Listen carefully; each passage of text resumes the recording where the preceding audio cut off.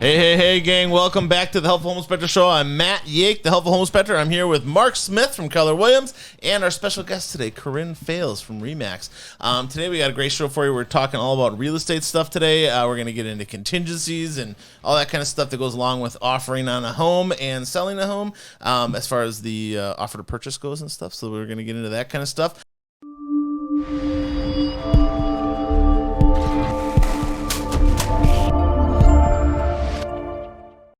We're going to start off our week with a defect. So our defect of the week, we're talking about plastic fittings at water heaters. So when we have plastic fittings at water heaters, the problem comes in with the fact that they can get overheated. All right. And I got a little video here as usual, so we'll check that out. Hey gang, Matt the Helpful Home Inspector coming at you from a house over in Heartland, Wisconsin. And today we're talking about water heaters and press-on fittings. Press-on fittings should not be used near the top of the water heater, all right? So here we have a shark bite model basically, and we have a lot of melting at the top of the water heater, probably from backdrafting of the flue. But these press-on fittings have plastic in them, and if that plastic's gonna melt, that plastic's gonna melt, and then we're gonna have a leak. On this one over here, we can actually see a leak has already begun. So we need to get this repaired. You should do a soldered fitting, okay, or some sort of a mechanical compression nut, all right? When we get into the shark bite fittings, we're talking about these plastic fittings and that melting that we saw on top of the water heater. Basically, the chimney or the flue of that gas appliance isn't large enough to take the gases all the way out, or it's sized inappropriately. It could be too small too, you know, if it's getting pinched off. The hot gases are getting pushed back into the basement as a result of that, melting the plastic in the area. And if we have plastic fittings in the area, now it's going to melt those plastic fittings, and now you can have a water heater leak. And a water heater leak isn't just 40 gallons of hot water. It's the first 40 gallons and the next 40 gallons and the next 40 gallons, and it can flood a basement pretty quickly. If you're going to work for 8 hours, you got 8 hours of basically a full pipe open and just running into your basement. Yeah. So they can be pretty bad. Shark bites are great, but not at the top of the water heater. So kind of try to avoid that. If you have an electric water heater, that's a different story because you don't have any hot exhaust gases coming out. But yeah, so try to avoid that if you're replacing a water heater.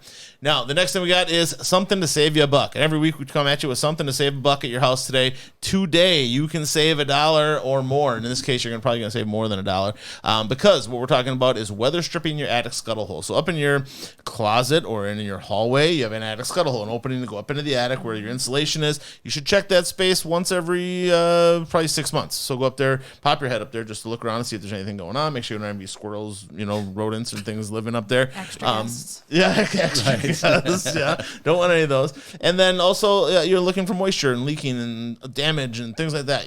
So you want to just check it every 6 months. We talk about that 6-month maintenance cycle. Just add it to your list. It's going to take you 5 minutes, okay? But the thing with it is that we have a lot of hot air and hot or cool air, whatever we got going on in the house, because the house is a little bit pressurized because of our furnace system, and it pushes air up through any cracks and crevices it can find. And with a crack and crevice at your scuttle hole, a lot of air can be lost through there. And lots of times when I pop open a scuttle hole to go look in the attic, I'll find mold and things because the moisture from the home has been going up into that attic space. So you just want to put a little bit of weather stripping on the under. So if you pop up the scuttle on the underside where that scuttle hole cover touches is where you want to put that weather stripping. You don't want to caulk. Caulking is not a good thing. And if you're painting, you want to lift up the scuttle hole while you paint, let it dry, and then put it back down.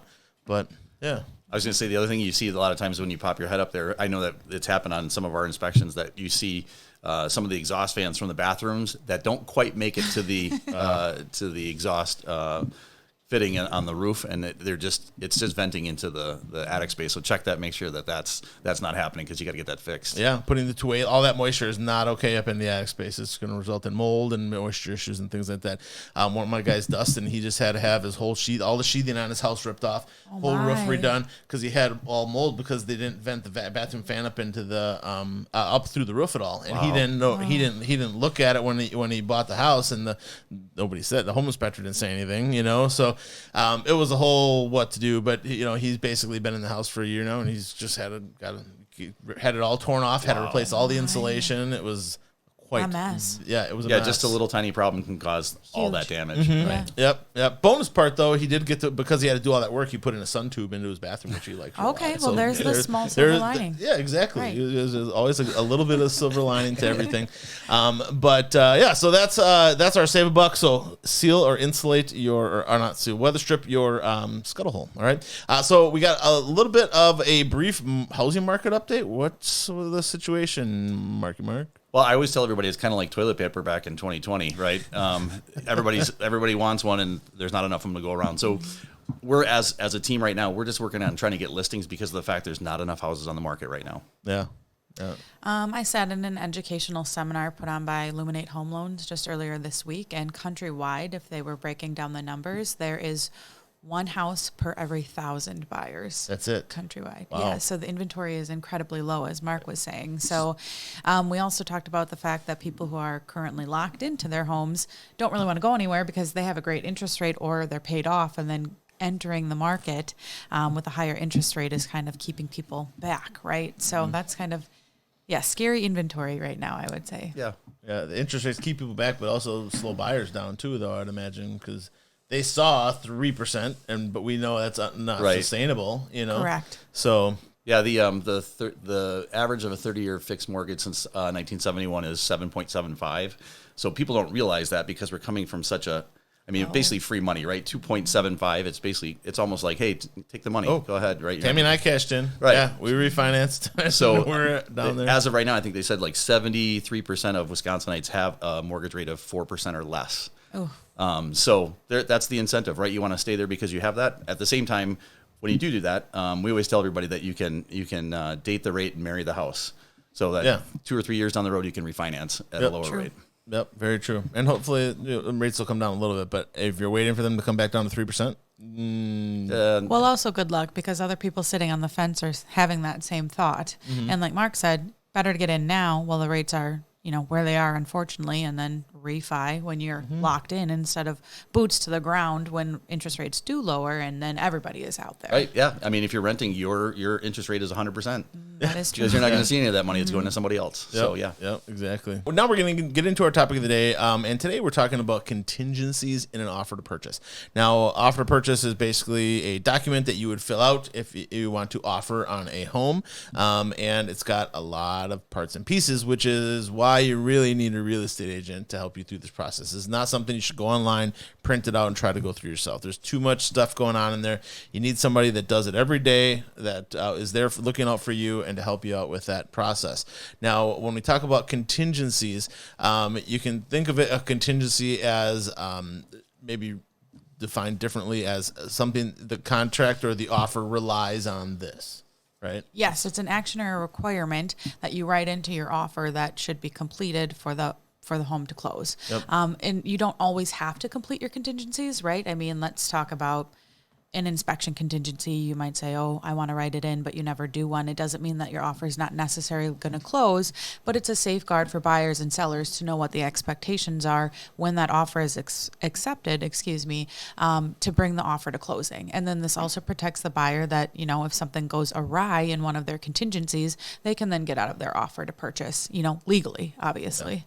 Yeah. So just because you have a home inspection contingency in your offer doesn't mean you're required to get a home inspection. Correct. And same thing with if you had a financing contingency, which means you were going to go to the bank, but you had the possibility to purchase with cash.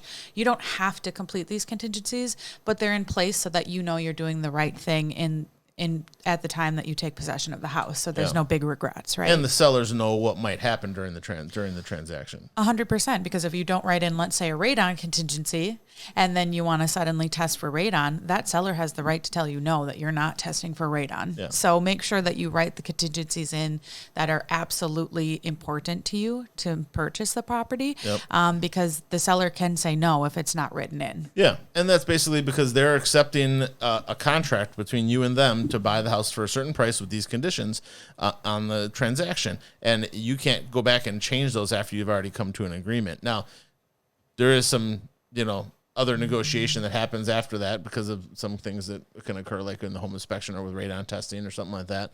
But those are, I guess, results of contingencies. Would you call that? Yeah, I mean, I think right now in this market, like it always seems, if you're asking for inspection right now, a lot of buyers are saying, well, listen, we don't want to nickel and dime the seller, right? We don't want to give them every single repair that's on that list because obviously when we do a home inspection, the list can be long. Doesn't mean that they're all major. Everything. Yeah, it doesn't mean that they're all major. So right now, a lot of our buyers have been writing for inspection because they'd like to make sure they cover themselves. But then they're writing in, okay, we're going to cover the first 5,000 of repairs or the first 10,000, whatever it might be. Yep. Just to let them know, listen, Mr. or Mrs. Seller, whoever it is, we'd like to do the inspection, but just to let you know, we don't expect to have every single tiny little repair, like if it's a GFCI or something like that. Yeah. And that seems to be a little bit more. It's something that the seller sees as a little bit more like, okay, I get it. Palatable. Yep. Yeah. And, when we're talking about contingencies, you guys, there's a number of them within the offer to purchase. Okay. Inspection contingency is just one of them. And when it comes to the home inspection contingency, it's something that basically you put in there for a timeline of 7, 10, 12, 15 days, whatever the market is you think is necessary at this time. And basically you have that 10, 12, 15 days to get your home inspection done and to initiate like a amendment or anything like that you may want to action as a plan, result. right? Yeah, an action plan that because based on stuff you found out during the inspection that you didn't know before. Some people call it a second kick at the can. It kind of is, but I don't know. I don't see a way around it really. Unless there's inspections being done or required as a part of sale. Where it has to be done way ahead of time, and then everybody has all the information to negotiate. Because when you're going in and looking at houses, you're looking at 15, 20 houses, and you're not doing you're not inspecting the house for all these little things or anything like that. So you're kind of left a little uneducated about the property when you're offering on the home, and that's why the home inspection contingency is so important, because you got to find out what you're purchasing. And when you do it without a home inspection, man, Scary. You can be held with a pretty dirty bag in the end on that. But so the home inspection contingency is one of them. The other one is financing contingency, and basically this is that element that you can go out and get financing or how you're going to pay for the house, right? So how does the financing contingency work for a buyer perspective? So basically, just from what we do, someone's going to be getting a mortgage from a mortgage lender, whether it's a bank or a credit union or a mortgage lender, whatever it might be, and they usually have about 25 days for loan commitment. And the idea is that the folks at the bank or the mortgage lenders are going to have to make sure that whatever they're lending the money for actually it appraises for that. So they're going to call in an appraiser to appraise the property, and then make sure that whatever money that they're giving for that, whatever the offer is that it actually will appraise out for that value. Okay, so the financial contingency is reliant on the appraisal contingency. Yeah, 100%. Yeah, because right? the bank's not going to lend on something they don't know what the value is. Yeah, right. Yeah. Correct. I mean, there are people that are writing in appraisal shortfall language, which states that, if the appraisal comes in, let's say $10,000 for sake of conversation, that the buyer would cover said appraisal shortfall. Okay. I was really hoping that was a thing of the past as far as last year goes, but unfortunately I am starting to see that again in this market. I mean, you're really putting a lot of skin in the game because your lender's only going to lend you X amount of dollars, and if it only appraised $10,000 less than what you were hoping, then you're on the hook for $10,000. So that's saying you offered $320,000 on a house, but it only appraised at $310,000. Yes. Yep. And then in that contract, you're saying I'm gonna bring $10,000 Yep. to closing to make the deal happen. Yep. Okay, even if it doesn't appraise. Right. Correct. But I think for the most part, I think people want the home so badly that they're willing to say, all right, I'm going to bring money to the table in case it doesn't appraise. I want to make sure that I've got enough money at closing to take care of it. One thing that we've done before, I've done it a couple times, is I've actually written an appeal to the appraiser, going through the report and making sure that everything that's on that report is accurate as far as what we know. Yeah. And it actually worked. We actually had one that appraised. I think it was about $8,000 less than the value. Wrote an appeal, stated everything that we had as far as what we had as far as evidence, and we got $5,000 back. We ended up talking to the seller, and the seller told us, you know what, it's $3,000. I don't mind lowering the price by the $3,000. We made it work. I mean, I think as as agents, I think we're always thought of as like being the connectors, right? We're like the universal adapters, right? Trying to make these people want to buy the house, the people want to sell the house. Let's get them together. Absolutely. Make it work. Yeah. On the financial contingency too, as far as the appraiser goes, the appraiser needs to find a comparable property. When we bought this house, there was nothing comparable to the size of this house. Within there is a certain now. distance. Exactly. So they were going to under it. We did what Mark talked about. We did an appeal, and we found we had to widen our search a little bit, and we were okay in the long run. It added a few more steps, a little more stress as a home buyer, but the job got done. Obviously, we bought the house. Yeah, we didn't follow the rule book. We bought the most expensive house in the subdivision instead of the cheapest house in the subdivision. Well, it is a beautiful house. It is a nice yeah. house, and Tammy fell in love with it, and it was going to happen one way or the other. But it was like, what are you going to do? And so it ended up being a thing with the bank trying to get the approval for the loan and stuff, and whatnot. But it ended up working out in the end, So, and because we bought in 2009, it really, we've probably not doubled, but we've gained significantly on the value of the home, in that time period. So that's good. So appraisal contingency, that basically is what we were just talking about with that it's going to appraise out properly and that kind of stuff. And then in today's market, do you find appraisers like being way off as to what you're offering and stuff? I haven't had that. I think I had maybe one last year, and we tried to appeal, and it was just kind of like hitting our heads against the wall. So you're always going to find the one-off, right? But Sure. no, I think that most things are coming in at value, and I think a lot of lenders are being a lot more hard-nosed, if you will, with who they're lending to and stuff. This is not like it was back in 2007, 2008 either. So they're making sure that the people are well qualified as well. And the appraisal thing's tough. In my opinion, a house is worth what somebody's willing to pay. Like anything's worth what someone's willing to pay for it. But the bank needs to know that it's got that value, and that's where the appraisal really comes in, is to cover the bank. But right, if they have to take your house back, they want to know that they're at least going to recoup what they lent to you. If they have to foreclose on it, unfortunately. Yeah, and like Tammy was saying, that the whole idea that when you have that appraisal going on, the fact that when those appraisers go out and do that, it could be tough to find those. I think that's where you're going to have the biggest trouble, is if you're in a neighborhood where all the homes are basically the same, they might be the same builder, a little easier to find comps, right? Well, but if you found a house that was out on a main highway by itself, tucked on a bunch of acres, rural out in Wales or something. Something, and then it becomes a little bit more difficult, because then you have to broaden that radius out 5 miles, 6 miles, 7 miles, whatever it might be. Sure. So that's where it might get more tough. Yeah, and that was with us. They only went a certain distance, and we had to get them to go out further than that to get. The houses that they were using for comps weren't even near the square footage. It just didn't make sense. Yeah. So, well, and also when you're talking about financing, one of the things that I'm sure that you guys tell your clients, if you're working with the buyers, is to get pre-qualified before looking at the house. Like, know what your 100%. range Yes. is. 100%. Yeah, we when we do that, I know it's pretty common between a lot of the agents, is that we do a initial meeting with our buyers, sit down with them. We kind of give them about a half hour's worth of education about what's going on with the process. Sure. And we make sure that before we go showing houses to them, that they're actually pre-qualified or pre-approved for. 100%. I will not schedule showings, and I know that is been a sticking point with some people, but you're getting everybody's hopes up, and some people are like, oh, financing's not a big deal, but it's like, well, you have to, if it's not a big deal, then go get the letter. And what I mean? Your own, Well, right. not only that, but you owe it to the sellers and the agents on the other side of the transaction. Absolutely. That you're bringing someone who is ready, willing, and able to buy the house. Mm-hmm. 100%. Yeah, and less than people, they think they're capable of lending more money, borrowing more money than they are.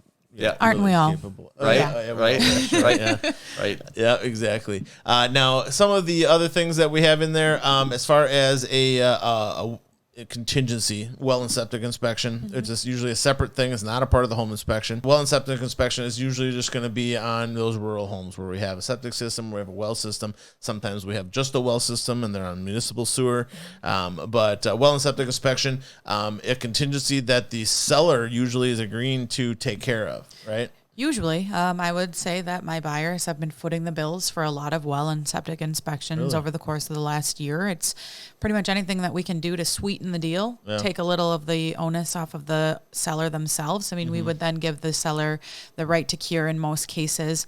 I had a random one-off situation where the arsenic was high once, and they just wanted to treat the kitchen faucet, not thinking that the arsenic, obviously, we'd be using showers, and little kids are bathing in it and things like that. And hoses outside when the sprinkler's going on. Right. Yeah. Right. So, lots of gray lines in that one. But I would say in the last year, I've had buyers that are paying for well and septic a lot more than ever before. How much are they paying for that? Less than $1,000, but with the well and septic combined, I want to say it typically comes out to be like $850 to $950. But I always tell people to expect at least $1,000 so that if it's less, then great, right? But again, people are getting pretty desperate to get into these houses, and they're jumping through a lot of hoops to go ahead and make that happen. Not something to skip though. Well and septic. I mean, the septic No. system. Oh, huge expense. Oh my gosh. $15,000 to $25,000 To replace it if your septic system's bad. And that's if you can replace it with another conventional. I mean, imagine if you have to put a holding tank in and Or then a you're mound pumping that system. thing every 2 weeks. Oh my gosh. Yeah. Right. Yeah. So That'd be those no are good. big expenses. I definitely suggest everybody do their due diligence when it comes to that. Obviously, everyone sure. makes their own decisions. But when you're talking about sanitation and drinking water, that's not something really to mess around with. No, that's the health of your family and No, stuff. absolutely Well, not. and the septic system is your resale too. I mean, you're not going to be in the house forever. You buy the house, you're going to sell the house at some point.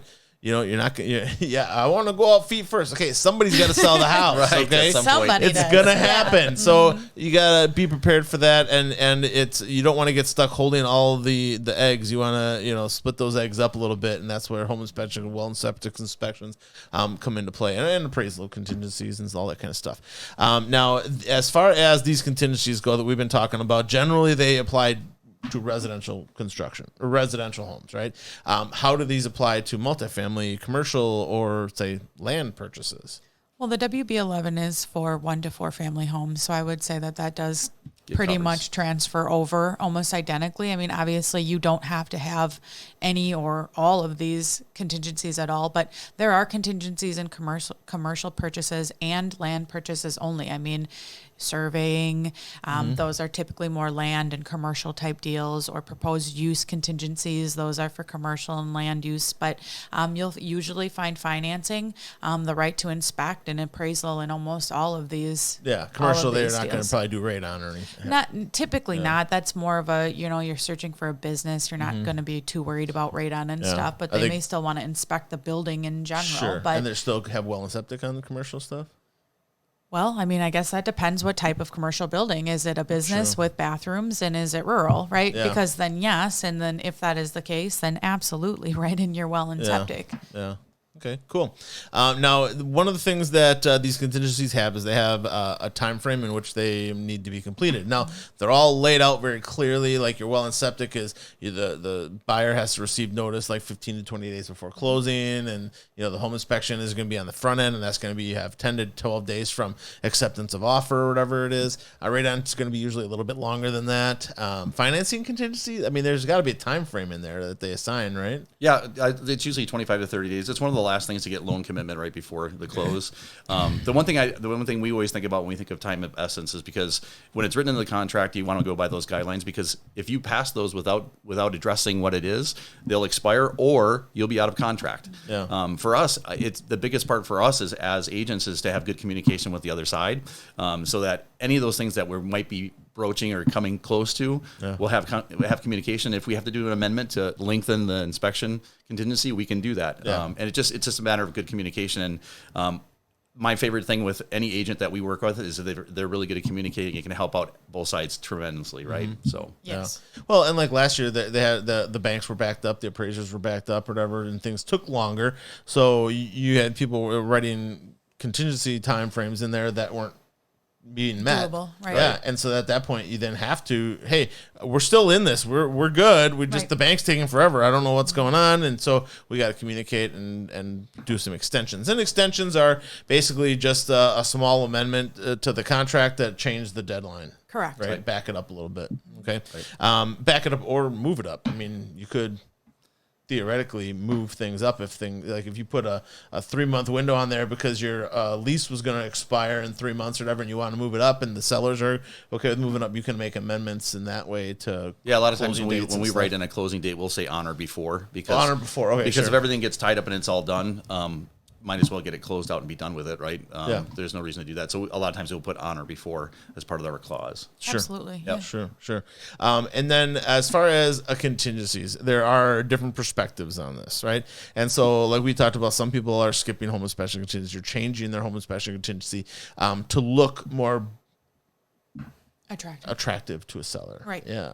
Because a home inspection is a potential for a problem Right. in the transaction. And if we come in and we find, like yesterday, this was a hot, steamy pile yesterday. Holy cow. It was something else. I really hope they're not listening right now. But it had foundation problems. It had structural issues. It had mold in the attic. It had a roof problem. I mean, there was so much going on.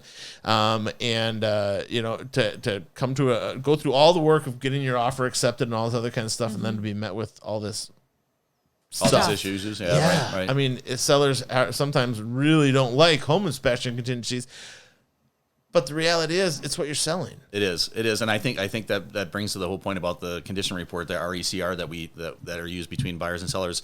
So as agents, we're there for that whole time period, showing the house all the way up through close. After that portion, that condition report is the one thing that ties the buyers and sellers together legally. So if they're not going to be disclosing the things that they have, we always tell all of our sellers, like, the only way you can get in trouble is not telling the truth or not telling the whole truth. So whatever you do with the condition report, tell the truth, because the truth is the buyers know what they're buying, sellers know what they're selling, right? I mean, that's what it should be. That's what it should be. Doesn't always work that way. Doesn't always work that way. Yeah, sellers, lots of times they try to hide stuff, and it's kind of like you go to buy the car and the guy spray painted the rust, put some lipstick on, and it's like, dude, that's not what you're selling me. You're selling me a rusty car. You gotta charge rusty car prices, or at least, or you know what? If you think it's worth that, tell me what you have going on, and that's my decision to make, But so pre-listing inspections can help forgo that a lot, which is a great idea. But when we get into like the financing contingency, sellers aren't going to have a real issue with that, right? They're going to understand appraisal contingency has to happen, right? Correct, yes. But when it comes to well and septic contingency, I guess, like you're saying, that maybe that's not a assumed thing. As right? far as from a seller's perspective, it had been assumed for many, many years. I mean, for 9 years prior to this, I would say yes, it was assumed that the sellers were going to be taking care of that. But now, again, just trying to get anybody in the door, get your offer accepted, you have to get kind of creative. Yeah, sure.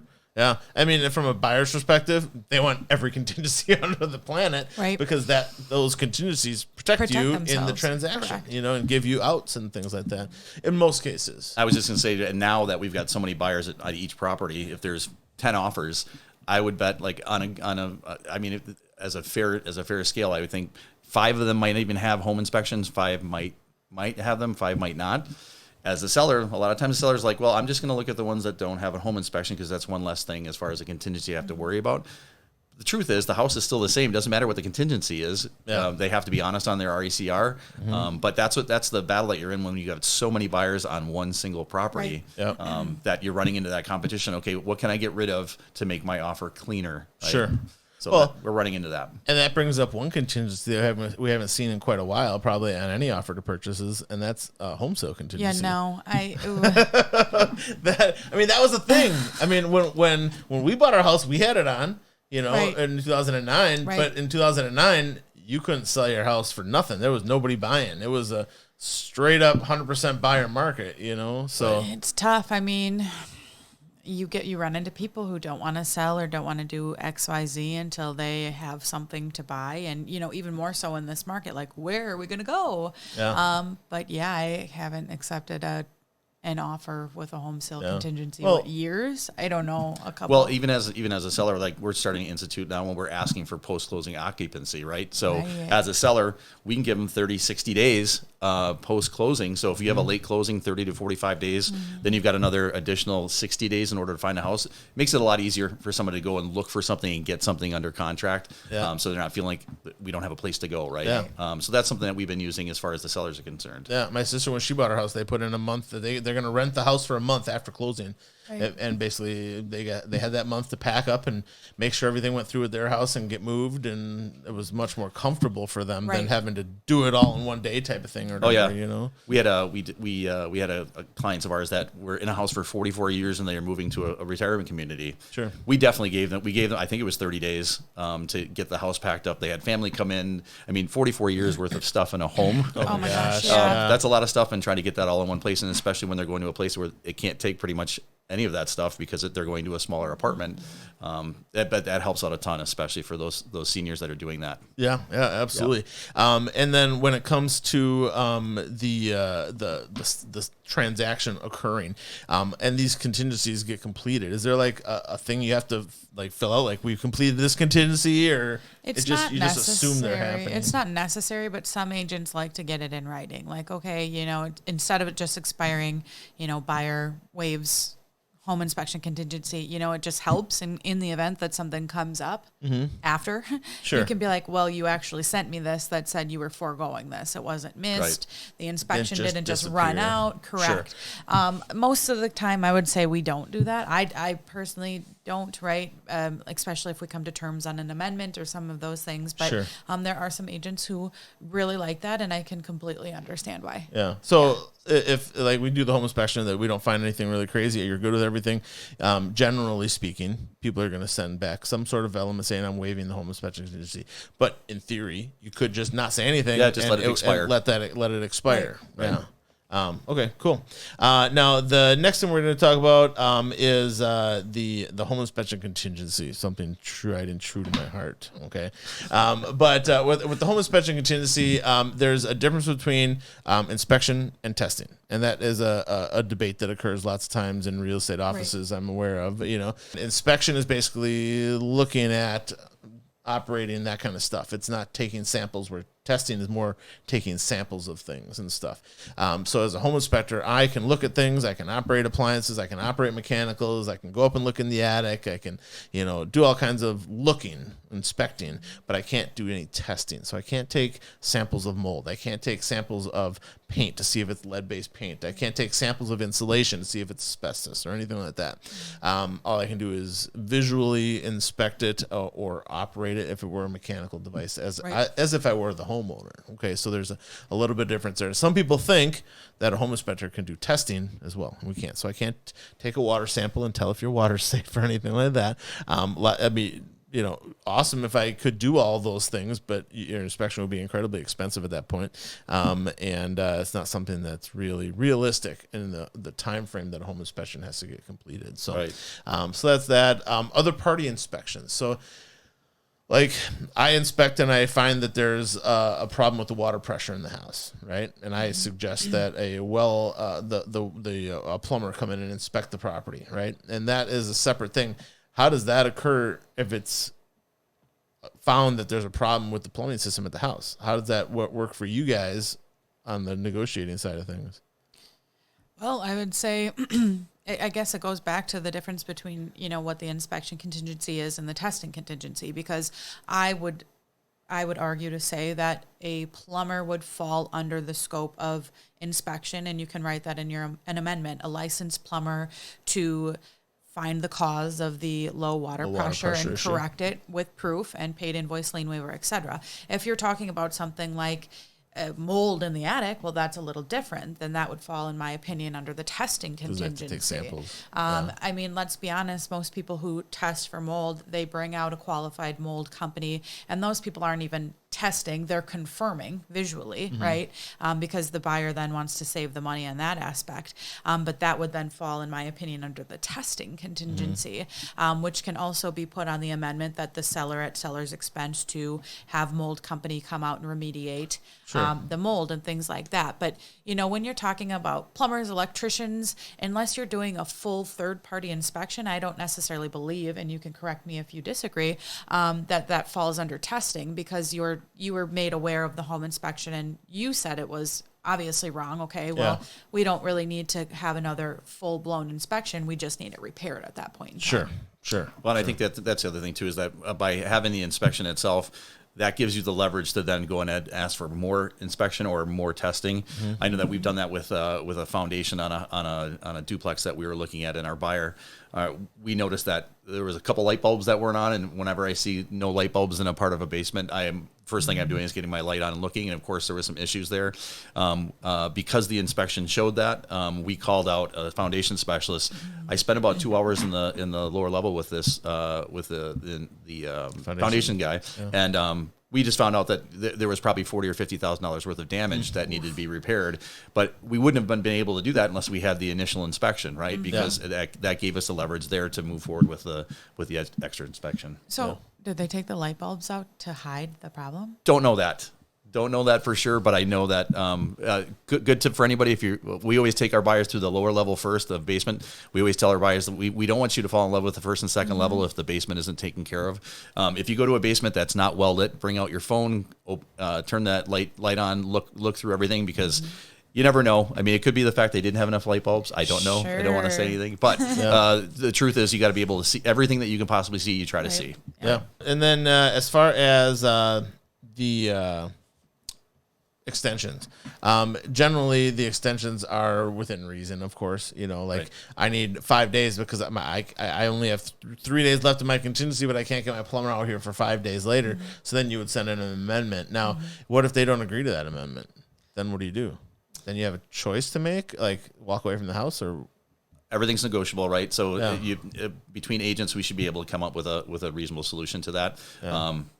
We haven't had a problem with the extension, especially if it's something that's been called out prior. It would be something, if you added, that's where you'd probably run into a little bit more of a problem. Yeah. Well, and I think from seller's perspective, they just don't want the transaction to be extended longer because they have time frames that they're trying to meet as well. Right. So as long as you're getting it done in a timely fashion, usually I would say that your extensions are not going to be an issue. I think it's worth saying that you should make realistic, deadlines to begin with. I'm just running into a commercial deal that I'm working with, and something came up. We were supposed to close, and now we're extending about a month and a half, because when you're dealing with counties and variances and administrative review permitting processes, I had tried to push the people to have a little bit of a longer time frame, but we thought it was going to be okay. And then at the 11th hour, surprise. So it is, better to give yourself more time if possible, but also understanding in this market, a seller wants to see you get in and get out if you are having a home inspection to begin with anyway. So 15 days, probably not going to fly. That's not a rule. That's obviously just kind of how things are right now. But most people are calling for 7 days. Right. At this point. I just wrote an offer yesterday with 7 days, hoping that maybe we can get in for the first 3, right? And it's all a big hope. And again, that's a really important reason to have a trusted home inspector like yourself, who kind of bends around, luckily for us, right, to make our deadlines happen. And we put a lot of pressure on you guys to do that for us. And with us, with HSH, we're lucky we have 4 inspectors. So we have much more flexibility than, say, a one-off show guy. You know what I mean? They've got a trip planned someplace. They don't have anybody else to take care of it. You know what I mean? But my guy and me and my guys, we're always flexible. We always want to make sure to help you guys out in any way that we can to make sure that your clients can get what they need. So it works out really good that way. I can vouch for that. We've had plenty of times where we had something come up quickly and you guys were able to scramble and make it work, and just one way or the other, a couple hours here or there, just to make sure that we get everything done. So appreciate that. Yeah. Now, the last thing with the home inspection contingency is we find a defect. Let's say, like yesterday, I had a foundation wall bowing by 2.5 inches. Okay. Wow. It was pretty visually. Yeah. And they had filled all the cracks with spray foam because water was coming in. Oh. Hey, yeah. What did the condition report say? Nothing. Oh, interesting. Didn't know anything. Yeah. And completely. I lived here for 2 years and everything worked good. And then when I pulled up, the guy was like, "Oh, I never had water in the basement before, but I got water in the basement now all of a sudden. I don't know, just because you're coming today, And I'm like, go down there and I'm like, there's been water coming in this place for like 30 years, man. So yeah, but that's for them to work out. I guess I'm not involved with that part at all. But holy cow! But when these guys found all these defects yesterday, you're obviously going to digest it. You're not going to ask for every defect to be corrected, but you ask for something probably, unless you don't think you're going to find another house. right? I mean, yeah, I think it depends on what the defect is and how bad it might be. If it's 2.5 inches out of plumb, right, so you got a nice bow in the wall and there's water coming in, I mean, you're going to be talking about probably drain tile. You probably have to replace drain tile. You probably have to excavate, bracing the wall. Yeah, there's a lot of stuff that might have to be done at that point. So. Yeah, I mean, and you're either I'm okay with it, or we negotiate it, right? But honestly, it would behoove the seller at that point in time because they now are known. The defect is known. So they're going to have to amend their real estate condition report. Right. You'd be quite surprised, I feel like, how many houses go back on the market and unfortunately don't get an amended real estate condition report, which is really suspect. Right. I mean, I'm not a lawyer, but one would think that the agent and the seller now has the knowledge. So, it'd be fraud then. Tisk tisk. But, right? When big things like that come up, I would say that it is in the seller's best interest to keep that buyer happy now. Because once you go on the market, you're marred. I mean, it is what it is.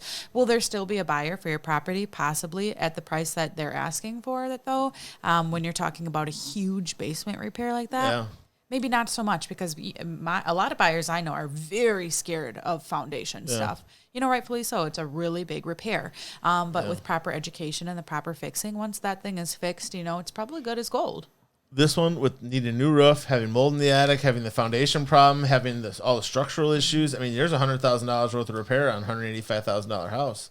What do you do? Right, and I think that's where the pre-listing inspection comes in for sellers. If you did that up front, you'd know those issues and be able to either let the buyers know about that beforehand and know that, okay, we've already taken care of that in the price. Like, we've lowered the price because we know that those are going to have to be done. Sure. But that's the hard part. Like, I feel bad for some of our buyers who we've looked at homes. They've brought in an inspector to get it done. And the seller, for the most part, most sellers know a good deal about their home and what issues might be there. Yeah. So they spend their money on that. And then they say, well, you know what, we're gonna pull out of that deal because we found issues with A, B, C, and D. They pull out. Now they've got to go find another house that doesn't have a pre-listing inspection. Now they've got to spend more money to get the inspection done. Yeah. But to protect themselves, I mean, that small amount of money could save you hundreds of thousands of dollars, or at least $10,000 to $20,000. Life-changing. Yeah, life-changing. You're right. Yeah. Well, and from a seller's perspective, if you weren't aware of these things when you put the house on the market, and now you have to understand that you've got to now either price it appropriately, okay, and disclose, or repair, and those are really your only two options, right? And you've already got a fish on the hook at a price that you like. So take that money, and instead of reducing your house value by $20,000, to attract somebody to a house that has a bad foundation, let's just fix it, and now we get the price that we're looking for.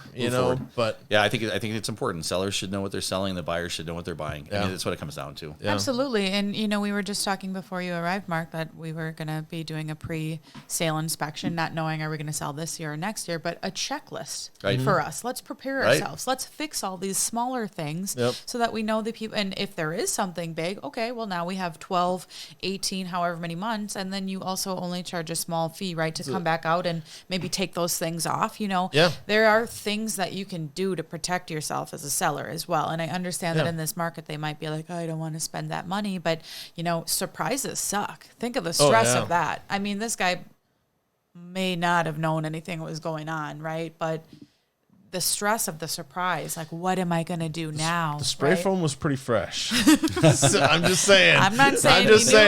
I'm not saying nothing, but wink, wink, nod, nod. It's important, like he's saying, to know what you're selling. Yeah. And why would you want to be selling a bad product? Don't get me wrong. There's going to be 1,000 people interested in your property, et cetera. But that doesn't mean to cut corners. No, in any capacity. Not at all. Right? And it's not. It's gonna, if you misrepresent the home that you're selling intentionally.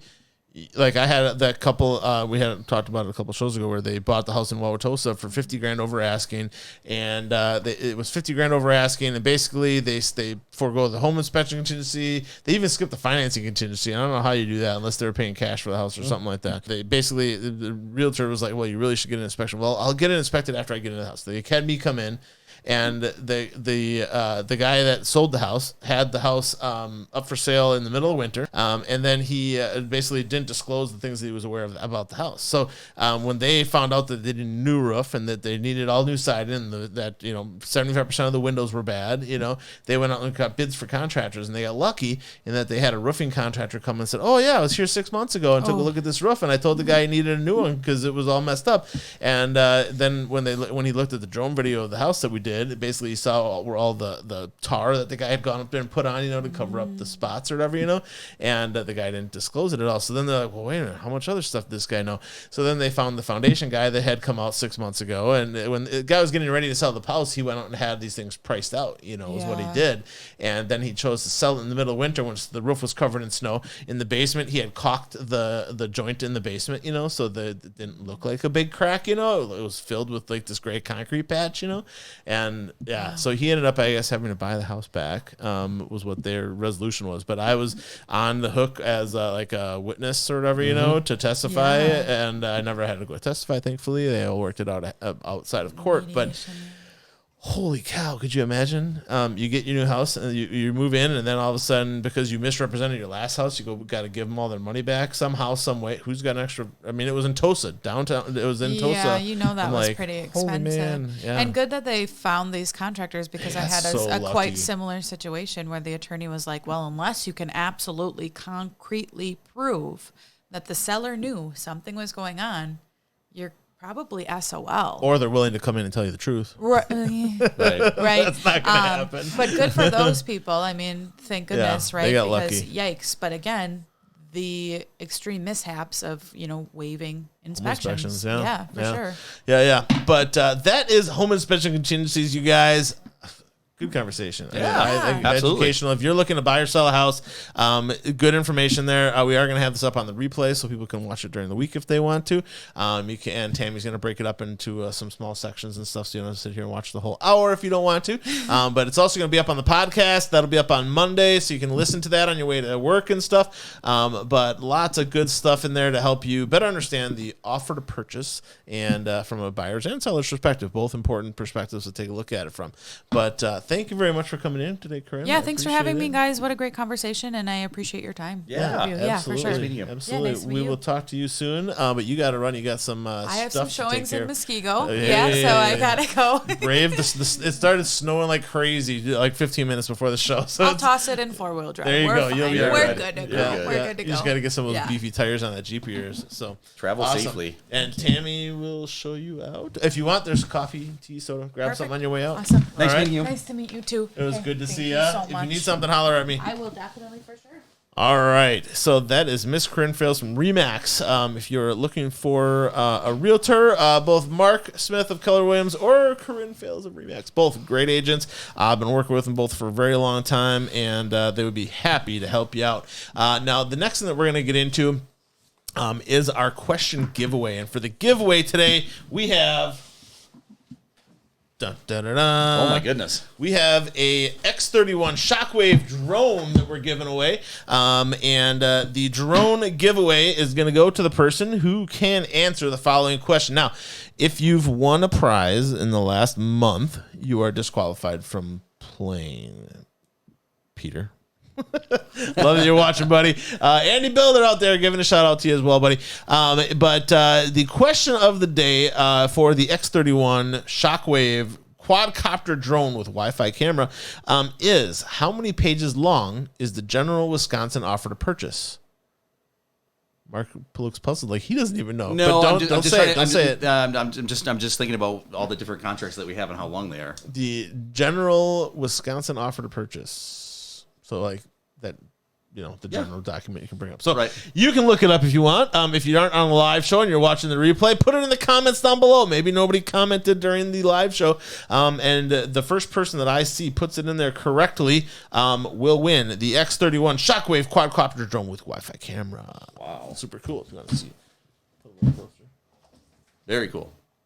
The next thing goes, we're going to do our little mystery box battle. You ready for this? I don't guess. think we did one. I don't think we we didn't do this last time I was here.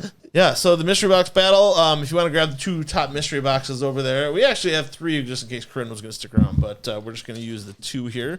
And basically the way this works, we have 2 similar products. So 2 products in the same realm. Don't look. 2 products in the same realm. So it could be like plywood and OSB, or copper pipe and PEX pipe, or it could be drywall and paneling. You know, two things that are in the same realm. Okay. And we're going to try to take 1 minute to convince the audience, Joe and Jane public, that your product is better than my product. Now you can put my product down if that's how you want to spend your time, okay? Or you can talk your product up if you wish, okay? Now you can feel both boxes, shake which one, and see which one you'd like to have. Very similar. Very similar. This is a little heavier. I'll take this one. You'll take that one? All right. I don't know. Let's open them up and see what we've got. Okay. Ooh, I like my choice. I have vinyl plank flooring. You have wood flooring. Wood flooring. So that's basically a wood flooring trim piece. That sure. In the corner. But I have vinyl plank. You have wood flooring. And there's a place for both, I think, in today's world. Okay. However, we're going to try to tell the audience which one is better. Okay. Do you want to go first or second? I'll go second. You'll go second. All right, so I'm going to talk about LVP, okay? Now, LVP comes in different thicknesses and stuff. It's basically luxury vinyl plank, and it is the hot stuff. It is the stuff that everybody's putting in everywhere. The nice thing is it is durable. It holds up to scratches and dents and things like that, but it also is water resistant, or, well, waterproof, I would say almost, you know? But the water can seep through the joints and stuff occasionally. But it's basically a snap-together installation, so you put the 2 pieces together and snap, it puts together. Really easy to install. Your average person can install it pretty easily. You just got to follow some simple directions. Some of it comes with a backing, like a soft floor backing. Others of them do not. These ones do both have this one isn't as soft as the other one. But a lot of times you'll also put a piece of foam underneath it, basically soften the floor a little bit. Yeah, much better than like laminate. Doesn't react to water and stuff as much. But some of the prints on here, they look great. They look like wood floor, but they're not wood floor. Right. Yeah. And you can use it in a basement. You can use it in first floor, second floor, kitchen. I mean, you can put this stuff throughout your entire house. And it really has become the rage over the last 5 years or so. There is the tried and true. What do you got to say about wood flooring, Mark? So I think the wood floor, the idea of the wood floor is that by using the laminate, you could have people that are do-it-yourselfers that can actually do a really, really good job installing that. I don't know that even the weekend warrior that's really good at doing woodwork would be able to do a really good wood floor, just because of the fact that they've got professionals out there that do that. I would tell you that walking on the 2, you can definitely tell a difference between those. You have a little bit more cushion on those because a lot of the underlayment that they use is kind of like that foam that they use on the bottom. Yep. With this, you definitely know when you're on a hardwood floor. The one thing I really love is when we see an older house that's got carpeting throughout, and we actually had that happen with one of our listings. I asked the sellers if we could just take a quick peek in the closet, see if there was hardwoods. Well, there was, and these hardwoods were from like 1950, right? Oh, sure. So, yeah, you can have them refinished. You can't refinish those, I don't believe. No, with true. a full thickness like this, you'd be able to actually have somebody come in and refinish the floors, put a new coat of varnish or stain or whatever it might be on them to make them look really nice. I would agree with you that the amount of scratches that you might be able to get on a hardwood floor probably would happen a little bit more often than they would on that. That's a harder material. Yep. But it is tried and true. You're right, 100% tried and true. Yeah, I mean, and it's got a soft feel. It doesn't reflect the sound as much as this. So in a room where you have hardwood floors versus LVP is going to be louder. You know, the sounds reflect off it better, but the wood's going to absorb it a little bit. The wood can be a little bit creaky and stuff like that, but if they put down an adhesive when they're putting the floor down and then they nail it, it hardly ever moves around at all. I think the best part is that they actually take the time to actually bring in the wood plank to let it acclimate to the humidity and the temperature of the room. So they usually let it sit for 3, 4, 5 days, even longer maybe, before they install it, so that you do it correctly. And then they make sure that they do the correct amount of relief from the walls. Right. Sure. Yeah. And that's important with LVP too, because it's a vinyl product. It's basically going to expand and contract a lot. So if you don't put your little spacer at the wall, it's going to buckle and things like that, or have gaps and things. Yeah, I mean, if you do get a damaged piece, it can be replaced. fixed, but it's difficult to replace. Like you'd have to take up your whole floor, starting at the wall over here, get into the piece where you have the problem. So that'd be a lot of work. But LVP or wood floor, which is better? Dustin Applenalp wins the 10 pages. So he won the draw. Nice job. Yeah. The Wisconsin general offer to purchase is 10 pages long. Congratulations, Dustin Applenalp.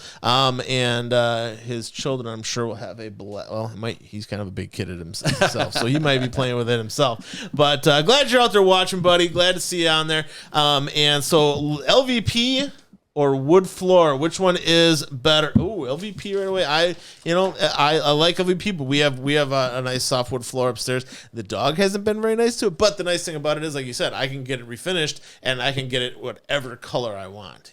So that's great. Now the next one we have is the top 5 most expensive defects in a real estate transaction. Talking bad stuff. Yeah.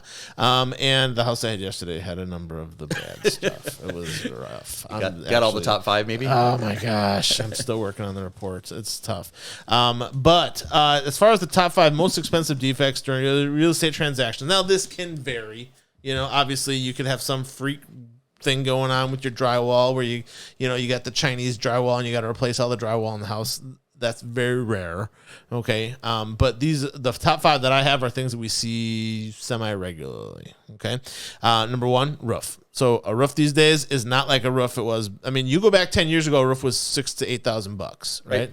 Today, 25, 30, right? If not more than that. Yeah, I think that we were speaking with a couple of our guys that we refer out, resistant exteriors. I know that we did our house probably, I'm going to say 15 years ago, and I think our roof cost about $6,600. I think that same roof is probably $28,000 right now. Crazy. Well, it's the price. It's not so much the labor's gone up; it's the fact that the materials that they're getting have gone up. They've been in shortfall for a while, and it just the petroleum product, right? So you got asphalt and And I mean, it's super nice to get it done, but it is a lot more expensive. There's a lot of sticker shock with homeowners. Well, and labor is a very expensive part of it nowadays because there's not enough contractors out there to do the work. 100%, 100%. Dustin, he just had his done, and it was $29,000, and that was the shingles, and he had the sheathing done though. He had the sheathing redone because he had all the mold in the attic and stuff. But was the $29,000 including your sun tube that you had? Answer me on the solar tube. Yeah, those are nice. Man. Whew, if you're looking to get natural light into a space, sun tubes are the way to go. Skylights leak. They will, if they're not leaking now, they will leak. So they consider sun tubes. Great option. If sun tubes, definitely the way to go. And so roof is number 1. Number 2, I have foundation. Yep. Foundation repairs. I mean, you can get a situation where you just have a small section of wall where it's $5,000, but you can also get the whole basement. And like this guy's got 2.5-inch bulge. He's going to have to excavate. He's got damage block, shearing block, all kinds of other issues. So there you're looking at $25,000, $30,000 or more $1,000, and so foundation repairs can be very, very expensive. Number 3 in the top 5 most expensive repairs, what we're looking at there is the sewer lateral. So the sewer lateral is the pipe that runs from your house out to the street that carries all your yuck water and stuff. And man, I tell you, I mean, we do quite a few of them recently, and man, so many problems with them. And some of them have been able to be ground out and they can get a little bit of life out of it yet. But other times we come in, the pipe is crushed and that why is the water tree roots? Yeah, tree roots, just age. I mean, usually in an older home, we can have all kinds of issues with that and stuff. And then when we get into the sewer pipe, they're made out of clay, they're made out of cast iron, they're made out of other types of materials. The newer ones are made out of CPVC, or not a CPVC, out of PVC and stuff, and they last a lot longer, perform better, and they're just planned better, but the materials, when you make it out of clay and cast iron, they're just going to break down over time. It just you're putting in a material that's going to break down over time into the ground, which is not a good idea. It costs You know, I've heard people pay as little as $8,000 and as much as $20,000 to have their front yard dug up and have the sewer lateral replaced. Very expensive, and definitely something to consider having inspected when you're purchasing the home. The next thing is siding. So the siding, if you have wood siding, you can have a ton of rot, and that can be crazy expensive to fix. If you had certain teeth siding where you had the fiber cement board issues, you know, I mean, I had a house. $1.2 million house down in Pewaukee, you know, and fiber cement, it was popping off the wall, so they went and nailed all the corners down because it was pulling away, and all of it cracked. Oh, everywhere. geez. So they had to replace all the siding. I mean, you're looking at $150,000, you know, on that house. It's $150,000 to $200,000 just in siding. Do you have a favorite favorite siding that you like? Vinyl siding, completely, dude. Oh my gosh. I very rarely see problems with vinyl siding. Very rarely. And even if I do, you know what? You can pop it up. You can get the little tool. You pop it out. You lift up the one above it. You take the screws out. You put the new piece in. Snap, snap, pop, pop, and it's fixed. Yeah, the only issue that I would ever see with vinyl siding would be age, right? So if it's been faded in the sun, it's hard to match the original siding color to that. That would why you buy light colors. Buy white, people. Buy white. But you can. But the nice thing with vinyl siding, it can be painted too. Sure. You know, as long as you use the right paint and power wash. And just power gotta wash be careful, but you can power wash. Yep. We've done that with a few of our homes, power wash. Just to make sure that it's cleaned up and nice, because sometimes on that north side, a lot of times you'll get a lot of a lot of growth, algae growth, right? Yeah, and algae is a common thing on the north side of the house. You can clean it off pretty easily, but also you don't want to put your you can absolutely paint vinyl siding, but with the vinyl siding, you never want to put your gas grill up against your house. No. Okay, it will melt. It will melt it badly. Now, granted, if you do make that mistake, you can replace those sections. But always best whenever if you're residing with vinyl siding, buy a couple of whatever kind of siding you're doing. Buy a couple extra pieces, put it up in the attic. Same with tile. If you're tiling a floor, yeah, exactly. Buy an extra 10%, put it up in the attic, keep it in the basement. You know, yeah, vinyl siding is by far my favorite. It's also the cheapest, you know, kind of siding you can do. It's easy to install. You know, I've gone on new build stuff where I've seen guys that are building a brand new house next door. It's one dude putting up the vinyl siding on the whole house, just all by himself. You know, I'm like, wow, that's pretty crazy. You know, but yeah, you find techniques and methods to do it, so that's great. So siding is number 4, and that could be anywhere from $20,000 to $100,000, depending on how much you need and what has to be done. And the last one in our top 5 most expensive defects is septic systems. So when you're talking about, we touched on it briefly with the septic contingency, but if your septic system is not sized appropriately to your home, you're talking about excavating the backyard, taking out the old system, putting in a new system. Right. Does it percolate out? Do I have to put a leach field in, or do I have to put a mound system in? And the requirements in order for a property to percolate out these days is a lot more tight than what it used to be. So most people are putting mound systems, and a mound system just for the mound with the materials and stuff like that, you're talking $20,000. And that's not even talking piping it up to your house or none of that stuff. And so septic systems is number 5. So that's your top 5 most expensive defects that we come across on a regular basis. And these are fairly common things. Not crazy to see these things happening and stuff. So that is our show for this week, you guys. Thanks for tuning in. We got a lot of cool stuff coming up. Next week, we have Bill Myers coming in from Myers Electric. We're going to be talking about electrical safety in your home. We're also going to be helping you understand your electric bill and how to prevent excess water damage for less than 10 buckaroos. So thanks for coming, dude. Absolutely. Yeah, I appreciate it. Thanks for having me on. Yeah, that's awesome. And then our last thing to let you out with the tip of the week, check your sump pump every 6 months. It's that time of year, people. Check that sump pump. Make sure it's working for you, all right? Thanks again for tuning in, you guys. Remember, the better you take care of your house, the better it's going to take care of you in the long run. Have a good one, and we'll see you next week.